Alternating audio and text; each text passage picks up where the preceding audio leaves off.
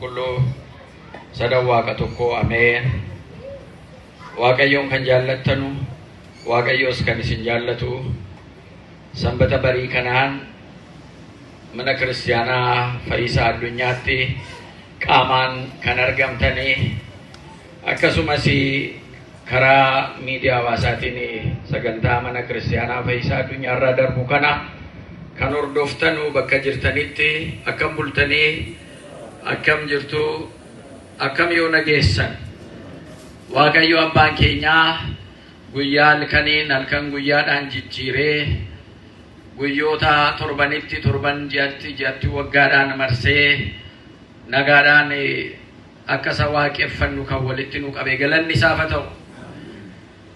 Guyyaa har'aa guyyaa wangeela Yohaannis boqonnaa 14 lakkoofsa 22 jalqabamee mana kiristaanaa keenyatti kan dubbifamudha. Wangeelli Waaqayyoo sagalee Waaqayyoo qulqulluun Yohaannis akka barreessetti boqonnaa 14 lakkoofsa 22 jalqabee isa jiru dubbifamee jira. Mata dureen barumsa keenyaa wangeela Yohaannis boqonnaa 14 lakkoofsa 23 irraa isa jiru ta'a jechuudha. Namni na jaallatu abbummi koo haa eegu. Namni na jaallatu abbummi koo haa eegu. Isa kana jecha kana kan dubbate gooftaa keenya Yesuus Kiristoosidha. Duuka bu'oota isaatii wajjiniin waggaa 3 walakkaa lafa kanarratti eega deddeebisee barsiisee hojii dinqisiisaa hojii raajii eega hojjete booda gara ulfina isaatti gara teessoo isaatti gara abbaa isaatti wal ba'uudhaaf gara samiitti yagguu jedhee keessaa barattoota isaatti kan inni irra deebisee yaadachiise namni na jaallatu abbummi koo haa eegu isa jedhudha. Qulqulluu Yohaannis akka barreessetti boqonnaa 14 lakkoofsa 23 irratti namoonni baay'een waa'ee abbummi Waaqayyoodhaa fi waa'ee jaalala Waaqayyoo walitti fidanii ala jirri barsiisan, ala jirri hiikan, ala jirri hubatan achi keessatti dogongoroonni tokko akkaataa ilaalchi gara dogongoraatti ittiin deemamee Waaqayyoon jaallanne jechuun abbummi Waaqayyoo dhiisuu jechuu fakkeessanii kan dubbatan dhugatii jiranuuf gooftaan keenya Yesuus Kiristoos seera isa duraan kenname abbummi Waaqayyoon ijoollee isaatii kenne hordoftoota isaatii kenne inni Waaqa jiraataa Waaqa bara baraa gatii ta'eedhaaf abbummi isaa tokkollee akka jalaa hin hir'anne namni isaan deemu eebba Waaqayyoo akka argatu fedhii Waaqayyoo akka guutu agarsiisa. Abbummiin inni kun jalqabaa qalbii namaa irratti kan barreeffamedha. Maal irratti barreeffameen isiniin jedhe? Qalbii namaa irratti utuu meeshaan itti barreessinee maxxansiisnu utuu hin uumamin sammuun namaa waraqaa irratti barreeffamu utuu hin oomishin yookaan faabrikaa waa maxxansu maashinii waa maxxansu waa barreessu utuu hin uumin namni Waaqayyo nama uume irratti qalbii isaa irratti seera isaa irratti barreessee jechuudha. Irra kaa'ee jechuudha. Hubachiisee jechuudha. Namni namuma ta'uu isaatiin seerri Waaqayyoo qalbii isaa irra jira. Seerri Waaqayyoo kun eessarra jira jedhee seera ba'umsaa boqonnaa 20 lakkoofsa 1 jalqabee dhaqee utuu dubbisin dura namni kitaaba qulqulluu kanallee hin qabaanne yaada isaatiin qalbii isaatiin safuu isaatiin abboommiin kudhanan kun inni waaqni kenne Museedhaan dura kan turanii fi qalbii isaanii irratti barreeffamee ture jechuudha. Qalbii keenya keessatti ammallee irra deebinee kitaaba qulqulluu kana la dubbisnee waa'ee seera Waaqayyoo kana la dubbisnu utuu kitaabni qulqulluun kun hin barreeffamin seerri Waaqayyoo kun akkamitti eegamaa ture jennee ilaalla. Bara akaakilee abaabilee keenyaa yeroo kitaabni qulqulluun waliin geenye keessa yeroo namni wangeela barsiisu hin jirretti yookaan immoo Kiristoos iyyuu lafa kanarratti dhalatee utuu mul'atin dura namni ture sun amantaa kiristaanaa Kiristoosiidhaan kiristaana jedhamee waamamuu isaa sanaan duratti namoonni turan nama Waaqayyooti. Waaqatu jara uume. Waaqa isaanii in galateeffatu. Seerri Waaqayyoo sun garuu kitaaba irratti dubbifamee yookaan caafamee dubbifamee yoo hin jiraanne qalbii isaanii keessatti seera Waaqayyoo sun jira. Fakkeenyaaf ana malee waaqa kan biraa in waaqeffatinii kan jedhu jira. Waaqayyoon abboommi isaa 10 keessaa inni jalqabaa ana malee waaqa kan biraa in waaqeffatin. Waaqayyoo waaqa hunda uume. Ummanni keenya sabni keenya umuriidhuma keenyatti illee baadiyyaa lafa kitaabni qulqulluun hin geenye jira. Isa ammaa kanallee waldaan kitaabaa qulqulluu afaan Oromootiin hundaa'ee kitaaba kana rabsu ummata geessuudhaaf amma reefuu jalqabaatu jira. Kitaabni qulqulluun kun utuu hin ga'in namoonni akkamiin waaqa isaanii waaqeffatu ala jennu namni akkaataa sirna Waaqayyoon walitti dhufee galateeffatu adda adda ta'uu danda'a. Haa ta'u immoo malee Waaqayyo uumama isaa irratti kan galatoomedha. Galanni isaaf haa ta'u. Karaa nu beeknuunis haa ta'u karaa nu hin beekneenis haa ta'u maqaan Waaqayyoo uumama isaa irratti kan galatoomedha. Maqaan isaa ulfaatu. Akkaataa nu itti amannu daandii nu itti amannu dhaqnee amma daangaa lafaa kanatti afaan hundumaatiin lallabnee ummata kallattii nu ittiin amannuuf ittiin waaqeffannu kanaan deemsisuu waan tokko bira ga'uudhaaf amma nuu danda'ame gochuun waan barbaachisuudha. Haa ta'u immoo malee Waaqayyoo qalbii namaa irratti inni barreesse sun hin ajjeesinii jedha. Hin ajjeesin jedha. Lammata immoo waaqa kan biraa waaqeffatin, hin ajjeesin, hin ejjin, sobaan hin kakatin, suura adda addaa fuulduree kee kaawwattee waaqeffatin siin jedha. Waaqa jetteeni namoonni tokko suura mana amantaa keessa jiran yookaan ka'aman kana akka nu waaqeffannutti kan ilaalan jiru. Nu suura waaqeffannaa? Waaqeffannaa? Maaliif hin haasoftanu jara keenya? Mee sagalee keessaa wal kaasaati haasaa eenyuun waaqeffannaa? Sirriidhumatti addunyaatti dhugaa ba'a. Eenyuun waaqeffannaa? Waaqa keenya waaqeffannaa. Suuronni kun naannoo kana as duwwaa miti. Bataskaana mana qulqullummaa keessa galagallu suurri qulqullootaa akkanaan maxxananii iddoo adda addaa ta'u jara waaqeffachaa hin jirru jechuudha.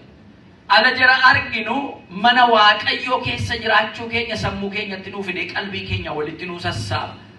Isa waaqeffachaa hin jirru jechuudha. Namoonni tokko tun beekin utuu jaraan galin utuu hin hubatin waan suurota kana waaqeffannutti fakkaata jechuudha. Nu eenyuun waaqeffanna? Waaqayyoon waaqeffanna. Inaaffii ani inaaffiin qaba ana malee waaqa biraatiifis hin sagadinii waaqeffatin nuun jedha jechuudha Waaqayyo. Gadi kanaatiif akka amantaa Ortodoksiitti akka kiristaanaatti kan waaqeffannu waaqa keenya isa samiif lafa kana uumedha jechuudha. Waaqa hunda dura durse ture hundayyuu dabarsee isa jiraatu waaqeffannaa jechuudha. Abboommi waaqayyoo keessaa inni tokko inni dursus waaqayyoo waaqeffachuudha jechuudha. Waaqayyoon hin waaqeffanna jennee waaqayyoon hin jaallanna jennee waaqayyoo waaqeffachuu yoo dhiisne yookaan faallaa waaqayyoo waaqeffachuu yoo deemne jaalala waaqayyoo akka hin qabaanne mirkaneessa jechuudha. Namoonni tokko waaqayyoon isnan jaalladha tanqwaa'ii isnan jaalladha jedhu hiika kan afaan oromootiin hin barbaade dhabe. Tanqwaa'ii inni jedhamu kun maa inni afaan oromootiin mortuu haa ta'u gaa mortuu eega jettani maaliif tanqwaa'ii isa jedhu kana hin qabnu. Mortuun dhugaadha hafuura amaadhaan namarratti kan toshattu namarratti kan mortu mana waaqayyoo dhufanii waaqayyoon immoo waaqeffatanii kara biraadhaan immoo mana mortuu dhaqaniitu immoo namarratti badii hojjechuudhaaf walirratti badii hojjechuudhaaf nama wal jaallatu adda baasuudhaaf nama lubbuun jiru ajjeesisuudhaaf balleessuudhaaf balaan akka isarratti ta'u namni maatii isaa irratti jaalalaa wal duukaa akka hin jiraanne maatiin akka bittinna'u hafuura amaa kadhachuudhaaf kan deeman jiru jechuudha mana mortuu dhaqanii. Gatii kanaatiif namni waaqayyoon jaallatu abboommii waaqayyoo eega. Yoo na jaallattan abboommii koo eegaa nuun jedha mana mortuu dhaquu dhiisu jechuudha. Namoonni tokko amantaa karaa tokkoon qabatanii miilla tokkoon karaa amantaa irra deemaa miilla tokkoon immoo karaa mortuu irra deemuu jechuudha. Kun faallaadha miilla laman qaba jettee muka tokkorraa muka lamarra ba'uu hin dandeessu. Yookaan muka isa tokko dhiista yookaan immoo isa tokkorraan deemta malee miilla laman qabattee waan lamaan tokkicha yaabbachuu hin dandeessu. Qalbiin kee kunis waaqayyoon nan jaalladha waaqayyoon nan waaqeffadha jettee of waaqatti kennitee waaqa jaallachuu kee haasa'aa ibsaa miilli kee immoo gara namaa abboommii waaqayyoo cabsuu fi seera waaqayyoo hin beeknetti gara mortuu fi toshattuu jedhu namarratti jara toshatanu gara tanqwaa'ii kana hiikasaa mortuu eega jennee kan deeman jarri akka kanaa achimaa hojjechuu dhaquu yoo jenne achi dhaquu isaaniitiin dhiiga namaa dhangalaasuun achi keessa hin jiraatu. Qabeenya namaa balleessuun achi keessa hin jiraatu. Badii adda addaa namarratti hojjechuun achi keessa jiraatu. Waa tokko kunillee fooyya'aadha jennee abboommii waaqayyoo cabsine yoo deemne achi keessatti immoo irra deddeebisee daddabalataan cubbuu adda addaatu achi keessa jira jechuudha. Saganarraa waaqayyo nu haa eegu. Yoo na jaallattan abboommii koo eegaa namni na jaallatu abboommii koo haa eeguu jedha. Gatii kanaatiif waaqayyo laphee keenya guutuudhaan hafuura keenya guutuudhaan ayyaana keenya guutuudhaan waaqayyoo waaqeffanna. Waaqa isa samii kana uume waaqa isa lafa kana galaanarra diriirse waaqa samii kana utubaa malee dhaabe waaqa baabilee akaakilee keenyaa galanni isaaf haa ta'u si waaqeffannaa. Aniif manni koo si duwwaa waaqeffannaa kan biraa hin beeknu jenne waaqa keenyaaf isa waaqeffachuu keenya ragaa baanaa jechuudha. Inni kun immoo jireenya keenya keessatti eebbanuu qaba. Waaqayyo akka nu wajjin jiru nutti agarsiisa. Dadhabne ala jennu ni cimsa. Laafne ala jennu nu jabeessa. Duune yoo jennellee jireenya bara baraa nuu kenna maqaan isaa ulfaatu. Gatii kanaatiif waaqayyoo waaqeffachuudhaaf ala dhufnu jaalala isaa agarsiisuudhaaf dhufna. Asbaanee ala maqaa isaatiif faarfannu jaalala waaqayyoon nuu qabu waan inni nuu godhe sana qalbii keenyatti beeknee dhufna. Sagaleen keenya bareedee yookaan bareeduu dhiiseedhaaf jechi keenya edeloon keenya akkaataan itti walalootti barreessine sun bareedeef dhiiseedhaaf utuu hin ta'in waan waaqayyo nuu godhe sana waaqa waaqeffannu ayyaana keenya hafuura keenya laphee keenya irra bulee guutumaan akkasa waaqeffannu agarsiisuudhaaf kobaatti mana keenya keessatti isa waaqeffannu irraa fuundura uummataatti baanee ragaa ba'uu keenya agarsiisaa jechuudha. Garanni Waaqayyoof haa ta'u. Gatii kanaatiif isa waaqeffachuudhaaf ala kaanu Waaqayyo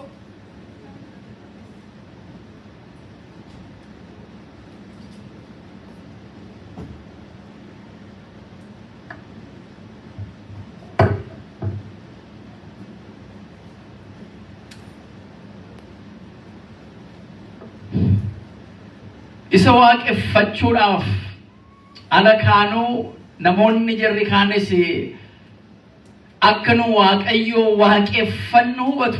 Jarri kun nama waaqaati nuun jedhu jechuudha. Nama waaqaa.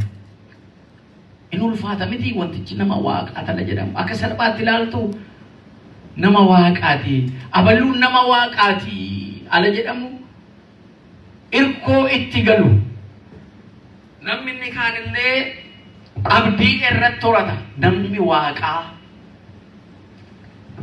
waaqaa ta'uun waa'ee mana amantiitti dhannuu kana duwwaa miti. Nama waaqaa ta'uun sila akka jenne safuu sammuu namaa irratti barreeffame. Waan Waaqayyo ala nama uume utuu kitaabni hin jiraatiin sammuu keenya irra kaa'e sana hubataa isa eegaa jedheetu namni nu laala. Yoo amantaa qabaates yoo dhiises Quraana keessatti gaafa Nabiyyu Muhammad waraanni biyya isaa irratti karaa amantaatiin ala ta'u achuma keessa kan barreeffamee jiru gara namoota Waaqayyoon beekanii seera Waaqayyootiin bulanii gara sanatti deemaa jedhee maatii isaa gara biyya keenyaatti erge. Yakkuu kana jarri muslimaa jarri maatiin Nabiyyu Muhammad gara biyya keenyaa dhufan. Nama maal beeku jedhan? Namoota maal beekan tachi jira jedhan? Maal isiniin jedhu? Waaqayyoon beekan tachi jira. Namoota Waaqayyoon beekan, namoota akka Waaqayyootti bulantu achi jira. Kanaaf amantaa musliimaa keessatti inni jalqabaa adeemsi Middle East irraa giddu galeessa ba'aa kanarraa gara biyya keenyaatti akka dhufe gaafa arginu amantaan kiristaanaas akkasuma ala Yesuus Kiristoos barattoota isaatti dhaamsa kana himee jarri immoo kana fudhatanii Yerusaalemii utuu bayin Yerusaalem turanii Yesuus Kiristoos gara samiitti eega ol ba'ee booda guyyaa 10tti eega du'aa ka'ee booda guyyaa 50tti guyyaa 50 kun Pentekoostee jedhama. Guyyaa hafuura qulqulluu jechuudha. Guyyaa hafuurri qulqulluun sun gadi bu'ee hundumtuu sagalee Waaqayyoo qooqa isaanii hundaan yagguu dhaga'anu namni biyya keenyaas achi ture. Hojii duuka bootaa boqonnaa 8 irratti akka barreeffamee ture akka nan hin cuubamne maaltu na dhowwee jedhaa jaandarabaan biyya keenyaa yoo Yesuus Kiristoos ilma Waaqaa isarraa ergamee kan dhufe ta'uusaa yoo amante maqaa isaatti abbaa ilma hafuura qulqulluutti yoo amante maaltu si dhowwaa maaltu si daangeessa cuubamuurraa jedheen gatii kanaatiif abbaa aangoo namni ture sunis aluma sana cuubamee kiristinnaa kana fuudhee biyya keenyatti gale. Akkaataatti waaqeffannuudha kiristinnaan akkaataa nu itti walitti dhufne itti waaqeffannu. Isaan dura uummanni ture eeyyee tureera. Maaliin waaqeffatan? Akkamiin sagalee abboommii Waaqayyoo eegala jennu uummanni keenya safuu jedhee kaawwata. Safuu namaa, safuu waaqaa, safuu namaa, safuu uumamaa, safuu samii, safuu lafaa, safuu lagaa, safuu biqiltuu jedhee waan hundumaatiif seera kaawwateetu seera sana darbaa dabarsaadhaan walitti himeetu safuu keenya keessatti, hawaasa keenya keessatti nama ajjeesuun cubbuudha. Nama miti horii ofiillee akkaataan ittiin eeggatu jira. Yoo jalaa duute yookaan yoo dulloomte akkaataan itti godhu baaseellee gurgura. Nama kaanii kenna. Saa elmachaa aannan see fuudhee ijoollee isaa obaasaa ittiin ture. Horii elmatee ijoollee isaa obaase sana albeesaa qabatee baaseellee gorra'ee foon sanallee nyaachuudhaaf itti ulfaataa jechuudha. Seera qabaa jechuudha. Biqiltuu dhaabee kutuudhaaf illee seera qabaa jechuudha. Nama waaqayyo jechuun isa waaqarraa dhufe sanatti neegu.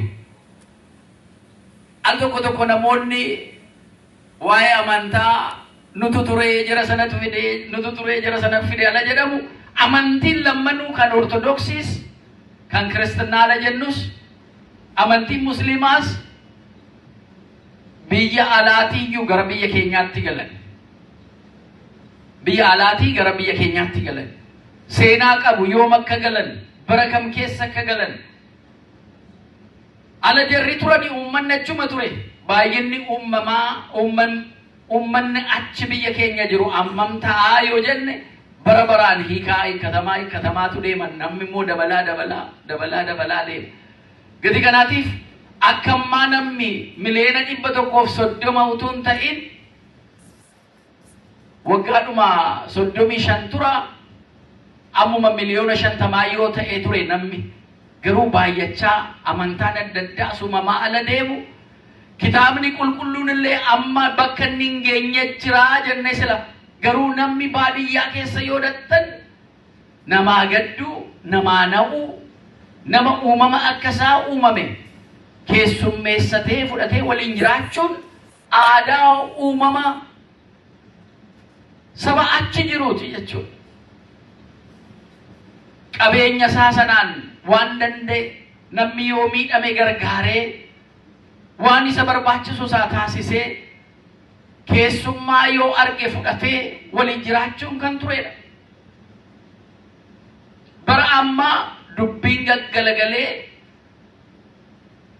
haalli hawaasni addunyaarra keessa deemaa jiru kun ariifachiisaan gati jijjiiramaa jiruuf eenyu akka ta'e wal beekuun rakkisaa amma ta'utti ga'eetu namni ofuma isaa eeggachaa jira. Amma bara kana keessa darbuudhaaf namni keessummaa isaa kaan keessummeessuu miti.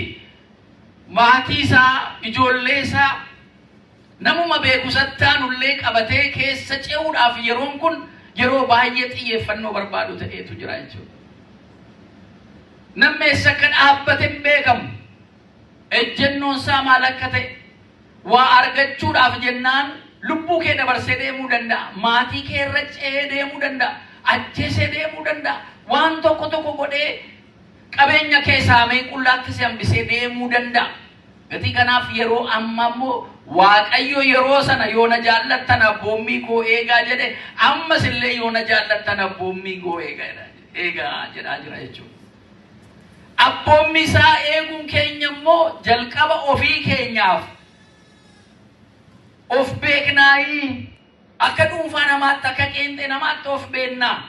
Jaalalli waaqayyoon jaallannu seera isaatiin eegamala jennu kiristaanni tokko of jibbaa jechuu miti. Of beekee of jaallachuun isaa barbaachisaadha jechuudha. Of jaallachuu qabanni jalqaba. Harka waaqayyoo isa dinqisiisaa sana harka isaatiin biyyoo lafaarraa waaqayyo na uume nama godhee na toshee hafuura isaanatti baafatee jiraataa bara baraana godhee gatii kanaatiif waaqayyootu na uume galata isaa jedhee of beekuu qabaa jechuudha. Namni akka jaljeessaa miilla furiin deemaa miilla lamatti waan deeme utuu hin ta'in waaqumatu nama godhee kan uume waaqayyoodha jechuudha. Kana mirkaneessuun isa tokkodha jechuudha.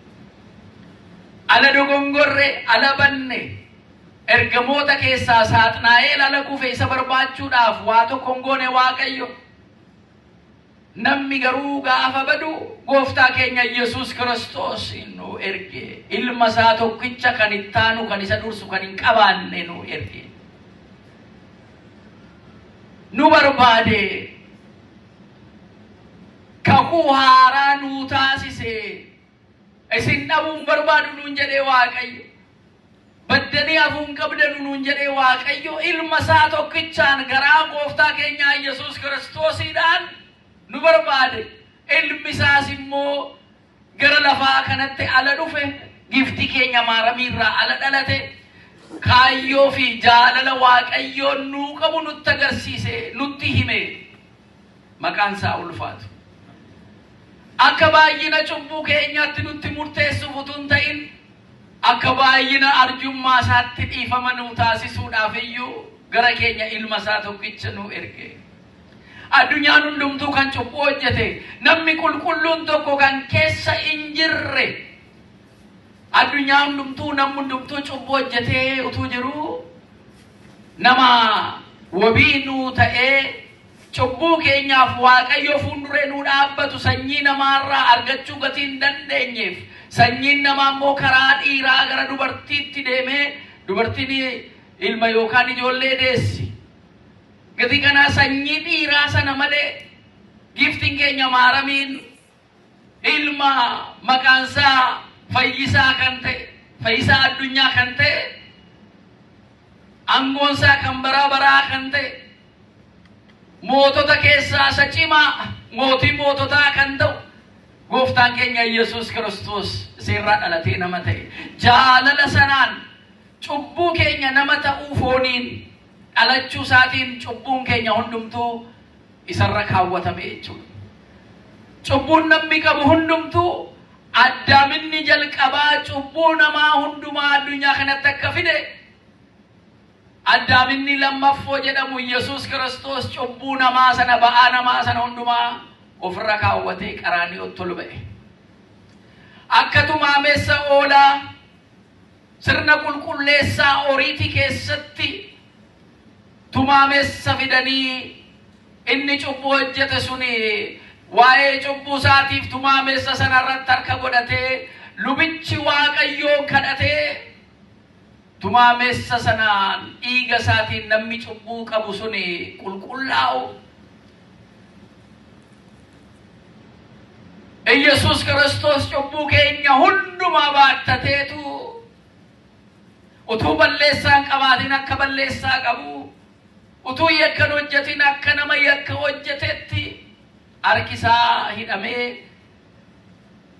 qacceedhaani alangaadhaani 6,666 garafamee qaraaniyootti harkifamee jirma sana fannoo sana baatee deemee qaraaniyoo irratti ba'aa keenyaaf ba'aa addunyaa kanaaf lafarraa wal ka'ee samiirraa gadi bu'ee fannoo irratti nuu fannifame dhiiga isaa lolaasee lubbuu isaa dabarsee nuu kenne jireenya isaa nuu kenne du'a keenya ofitti fudhate kanaan booddee raawwateera jedhe fannoo irratti kan inni dubbate keessaa jechinni tokko raawwateera edaan isin qabdanu baasii namni kaffale kanaan cubbuun keessan kanaan booda qulqullaa'ee jiraanuun jedhe maqaan isaa ulfaatu kanaan booda sadarbeen ittiin lakko'amtanu ittiin gaafatamtanu kan hojjettaniittu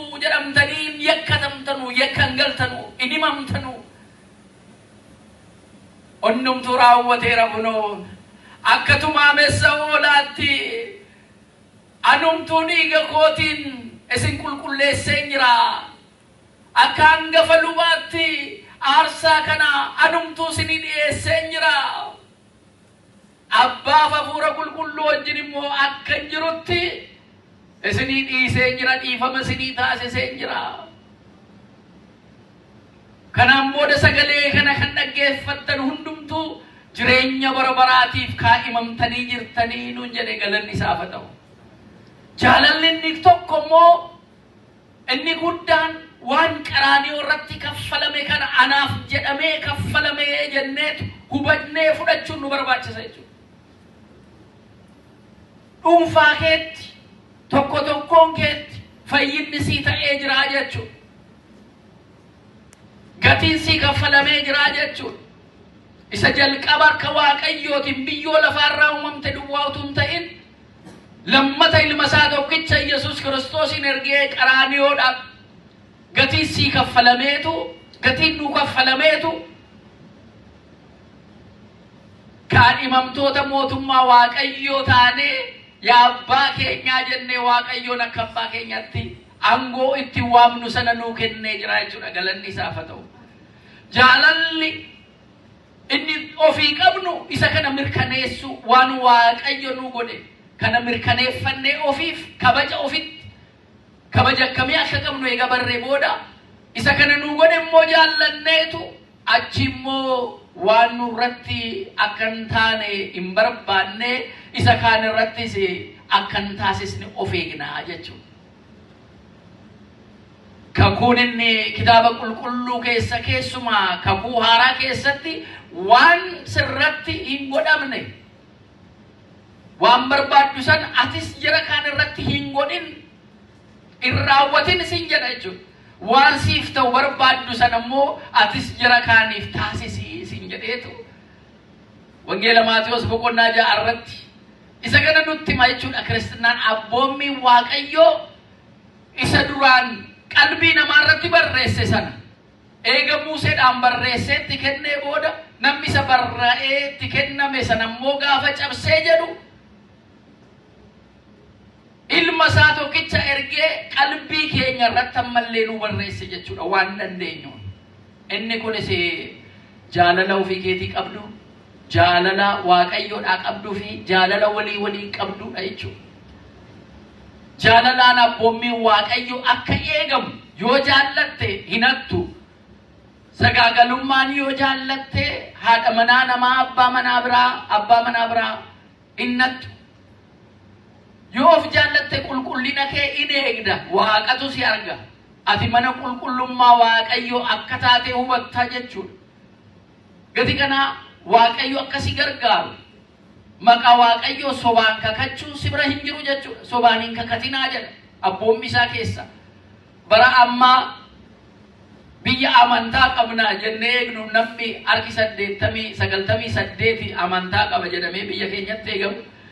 Kitaaba qulqulluus kitaaba amantaa Quraanas fidanii mana murtiitti kakadhaala jedhu namni irru marka isaa kaawwateetu dhugaa duwwaa naasaa jedheetu amantaan kee maal jedhaman murtii Kiristaanaa yoo jedhe kitaaba qulqulluu fidaaf argarra kaawwadhu kakadheedhaan hin kakata dhugaa duwwaa naasaa dhugaa duwwaa naasaa jedheetu kakateet wal seena. Yoo musliima ta'e Quraanatti fidu musliima yoonni jedhe dhugaa duwwaa sooftaa namantaa jedheetu deema.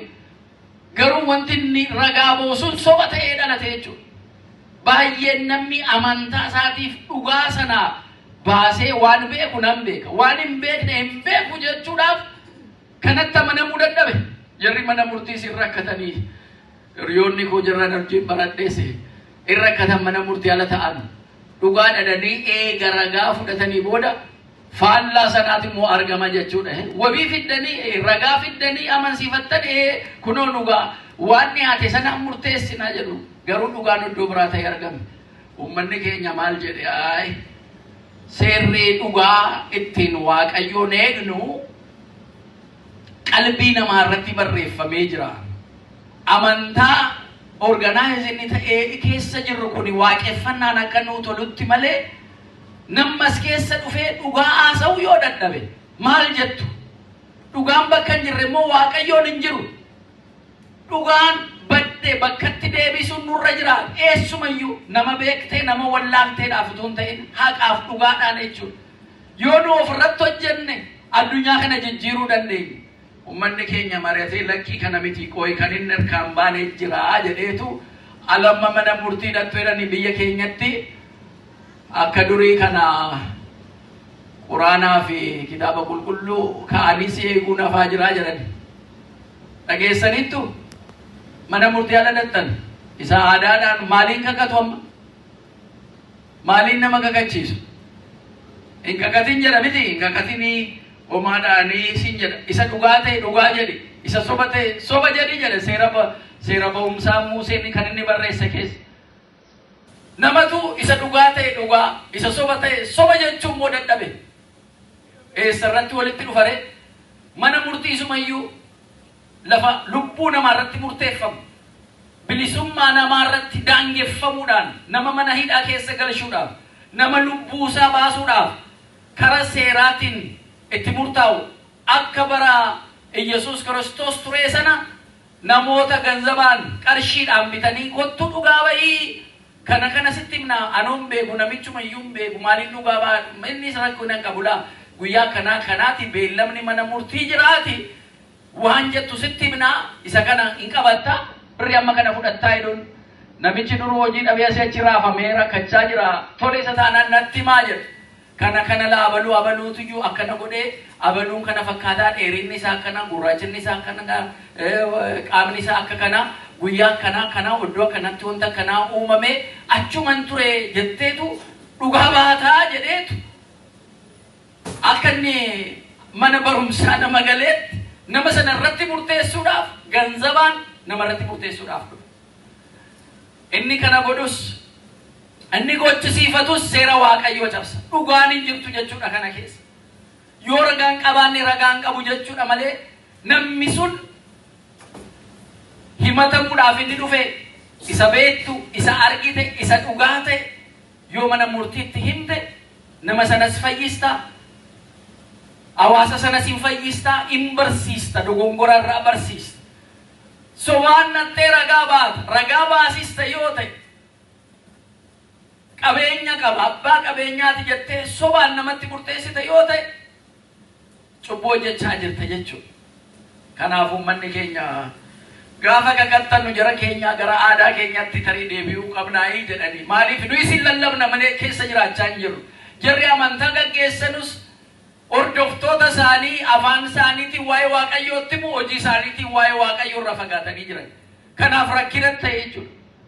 Biyyumaaf guddina biyyaa guddina hawaasaa eebba lafaatiif iyyee waan waaqarraa dhufu sana kennuu ala dadhabnu ifa taanee addunyaa dukkana keessa jiru kana ibsuu ala dadhabnu soogidda taanee minyeessuu ala dadhabnu egaa aadaa keenyatti deebina jara keenyaa namni amantaa qabuu yoo qabaate ala du'u foonsaa irraa harca'ee lafee ta'uunsaan oolu lafee kana beekuu fida kun amantaa qabaattus amantaa dhiistus amantaa musliimaa ta'e amantaa kiristaanaas ta'e yoo barbaadde waan barbaadde ta'e lafee qaama kee keessa jira miti qabna miti lafee kana fidee lafa siiqaa dhagaa kana fidee lafa siiqaa cilee kana fideetu lafa siiqaa lafee keessa ta'u foon keessi yoo cubboo hojjette kun akka cilee kanaati taatee gurraachofti ilaammee kana dhugaa kana qabattee beettaa'e qaamni kee lafeen kee akkasii ganu argitaa kana foon kee sirraa harca'ee akka lafee tafu argaa jirtaa akka cilee kana ammoo soba aalaa sooftu kabajni Waaqayyoo inni safuun sirra kaa'ee sun sirraa akka kana akka cilee kana akka gurraachoftu lafatti jedhee sitti agarsiisa balbalumarra gahee gaafa kana argu kottu mee harka kee irra kaayala jedhan lakkiboo wanta sanan beeku annataafu kana keessa galuudhee deema jechuudha inni sobaan dhufe jira keenya dhugaan akkaataatti baatu jechuudha. Maaliif namatu dhugaarraa fagaata mana amantaadhuma keessa teenyellee dhugaa soo dadhabde wal shakkiin dhufee tokko wal nyaachuun dhufee utuu wal amannu wal nyaannee utuu fixnu wal balleessuudhaaf mana amantaa keessa taa'ee dhugaa sabaa balleessuudhaaf kallattii adda addaatiin isa sobaa isa kijibaa ofirra hambisuu dadhabnee jechuudha. Isa kanaan immoo biyyi guddachuu hin danda'u sabni qulqullaa'uus hin danda'u gara dhugaatti deebi'u inni dhaga'uus inni nageenyes inni argees inni hin argines nam beekaa kan jedhutu uumame bara informationii kan ammoo waan dhagee waanuma ijaan arge sana fakkaachisiisee dhugaa fakkaachisiisee haasa'uu barbaada. Isa kanaaf seera Waaqayyoo yoo jaallatan abboommii koo eegaa dhugaa Waaqayyoo bakkatti deebisuudhaaf addunyaa kanatti mul'isuudhaaf haala yeroo keessa dhoksanii yookaan dhokatanii miliqanii darbuudhaaf utuu hin ta'in yeroodhaanis yeroo malee waaqatu na eegaa jedhanii waaqatti of kennuun baay'ee barbaachisaadha. Isa kana keessa abboommii waaqayyoo eeguun isa tokko jechuudha. Mata dureen kun baay'ee bal'aadha. Jireenya keenya guyyaa keessatti nu barbaachisa. Garuu sa'aan nu daangeessa. Isaarraa kan nu barsiiseef waaqa keenyaaf galanni isaaf haa ta'u. Isaaf immoo yeroo biraatti fufnaa.